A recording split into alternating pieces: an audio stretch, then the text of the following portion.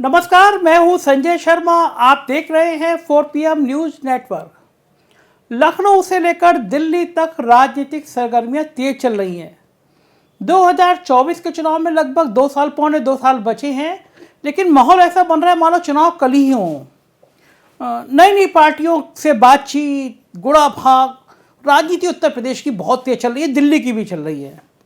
दिल्ली में राजनाथ सिंह के नेहरू जी के बयान को लेकर बड़ी चर्चा रही। उन्होंने कहा कि भाई मैं नेहरू जी की नीयत पर सवाल नहीं खड़ा कर सकता। तो बहुत चर्चा हुई कि राजनाथ सिंह जी के इस कहने के पीछे मकसद क्या था। तब तक गडकरी जी का बयान आया गया कि राजनीति सिर्फ सत्ता चाहती है। तो इन बयानों को लेकर कंट्रोवर्सी हो रही थी, दिल्ली में चर्चा थी, लेकिन उत्तर प्रदेश में भी राजनीतिक तापमान बढ़ा हुआ था। ओपी राजभर जी लगातार अखिलेश यादव से अलग होने के बाद ताड़ अखिलेश यादव पे हमला कर रहे थे। कह रहे थे भाई अपने भाई के भी नहीं रोक पाए, भाभी को नहीं रोक पाए, मुझे कैसे रोक लेते। अखिलेश यादव को पता था कि धीरे न धीरे, देर सवेर राजभर को जाना ही है। और अमित शाह जी का चक्रव्यूह शुरू हो चुका था। और अमित शाह उत्तर प्रदेश की राजनीति के वो चाणक्य हैं, जब वो जाल बिछाते हैं तो उससे निकल पाना मुश्किल ही होता है। और जो उत्तर प्रदेश में चल रहा है, उस गेम प्लान के पीछे अमित शाह की पूरी व्यू रचना है, ये पूरी बीजेपी अब समझ गई है। दरअसल आज के मैं घटनाक्रम की पहले बात करूं, ओपी राजभर ने एक बयान दिया कि बहन मायावती बड़ा अच्छा काम करती थी, मायावती का शासन बड़ा अच्छा काल था। तो वो एक तरह का चारा फेंकने वाली बात थी। ओपी राजभर ने तो ये संकेत दिया कि मायावती जी के साथ जाना चाहते हैं। तब तक आकाश आनंद का ट्वीट आ गया कि लोग बहन जी का नाम लेके लोग राजनीति करना चाहते हैं। और इस तरह का मतलब इशारा था कि राजभर जी को कि हमारे यहाँ एंट्री नहीं है। उससे पहले जब राजभर जी ने जाने की कोशिश करी थी, या मैं कहूँ संदेश देने की कोशिश करी थी, तभी लोगों ने माहौल बनाना शुरू कर दिया कि भाई बीजेपी भी चाहती है कि आप मायावती के साथ चले जाएं।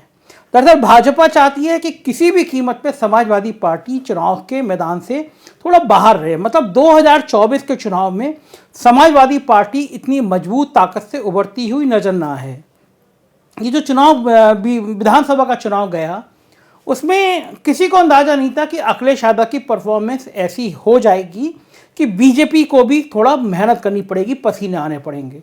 चुनाव से 6 महीने पहले तक ये लोग अखिलेश यादव को लड़ाई में मान ही नहीं रहे थे। कहते बीजेपी तो एक तरफा हो जाएगी और कोई है ही नहीं। लेकिन जिस तरह से प्रदर्शन हुआ, लोगों की भीड़ जुटी, तो बीजेपी परेशान हुई, चिंतित हुई। और जितनी सीटें विधानसभा में अखिलेश यादव की आई, अगर लोकसभा चुनाव में इसको उस आकलन पे देखेंगे तो 20-25 सीटों का नुकसान हो सकता है बीजेपी को। ये बात बीजेपी की बड़ी चिंता की बात थी। तो फिर ऑपरेशन अमित शाह शुरू हुआ। और ऑपरेशन अमित शाह, मैं फिर पहले भी कह चुका हूं कि जब वो चलता है तो फिर रुक पाना मुश्किल होता है। अमित शाह ने भी गजब की परफॉर्मेंस की है। 2013 में उत्तर प्रदेश में आए थे और मैं पहला शख्स था, प्रेस कॉन्फ्रेंस हुई थी, सबसे पहला सवाल मैंने पूछा था अमित शाह से। तीखा सवाल था, मुझे आज तक याद है। और उसके बाद फिर अमित शाह ने जो व्यू रचना करी, पहले उन्होंने समझा कि उत्तर प्रदेश का जातीय गणित क्या है। तब कल्याण सिंह जी जिंदा थे और बाकी पिछड़ी बीजेपी एक लंबे समय तक सत्ता से दूर रही, क्योंकि कल्याण सिंह नाराज होकर चले गए थे और पिछड़ी जाति का वोट बैंक मुलायम सिंह यादव अपने पक्ष में कर चुके थे। तो उन्होंने समझ लिया कि अगर हम यादव को, गैर यादव वोट को अलग एकजुट कर लेंगे तो हमें बड़ी कामयाबी मिल जाएगी। और फिर अमित शाह ने कामयाबी हासिल करके दिखाई। 2014 में 73 सीटें जीतकर चौंका दिया। उसके बाद तो उत्तर प्रदेश का मान लो अमित शाह बिल्कुल मास्टर बन गए थे। उत्तर प्रदेश में कोई बड़ा फैसला लेना हो तो बिना अमित शाह की मर्जी के होता नहीं था। और जब पहली बार 2017 में चुनाव जीता था तो बताया जाता है कि योगी आदित्यनाथ को मुख्यमंत्री बनाने के पीछे भी अमित शाह का ही दिमाग था कि अगला जो लोकसभा का चुनाव होगा वो हम बड़ी आसानी से जीत लेंगे, क्योंकि तब एक भगवा चेहरा हमारे सामने होगा। लेकिन धीरे धीरे बताया जाता है कि शायद योगी जी में और अमित शाह में कुछ दूरियां बढ़ती चली गईं। और लोग चर्चा करते हैं कि नारे जब लगने शुरू हुए कि मोदी के बाद कौन, योगी, तो शायद अमित शाह को बुरा नहीं लगा। तो बीजेपी का एक धड़ा ये मानता भी है कि अब बीजेपी में 2 बड़े पावर सेंटर हो गए हैं। एक योगी आदित्यनाथ खुद हो गए हैं, और पक्ष में बात यह कि योगी आदित्यनाथ भी अब देश में स्टार प्रचारक हो गए हैं। देश के अलग अलग राज्यों में वो हिंदुत्व का बड़ा चेहरा बन के उभरे हैं।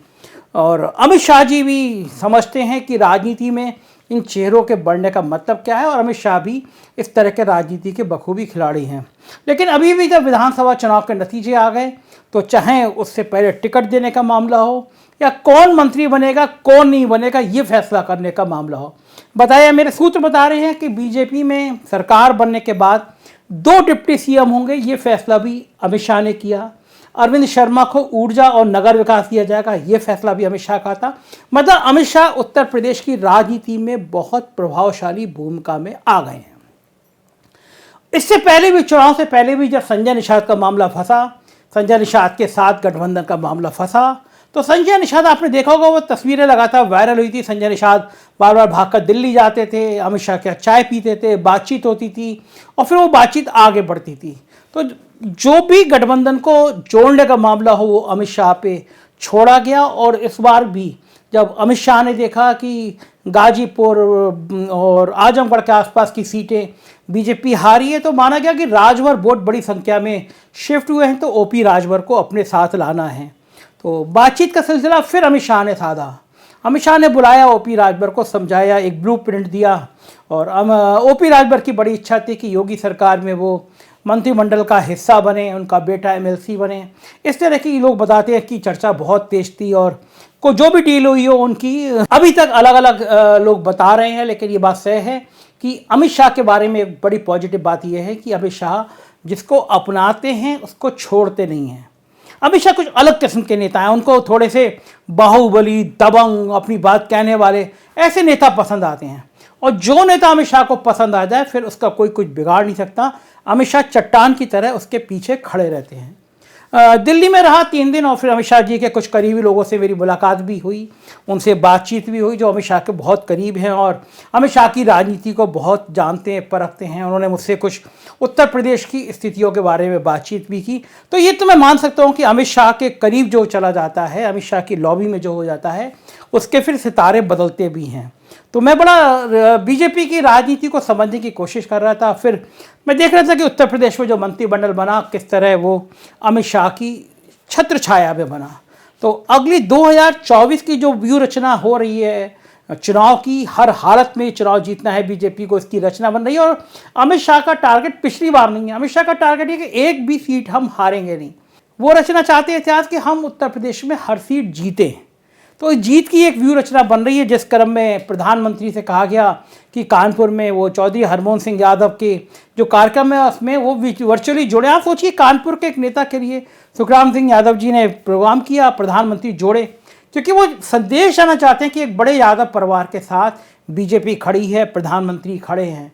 तो यादव वोट में सेंध लगाने की पूरी रणनीति बना रही है।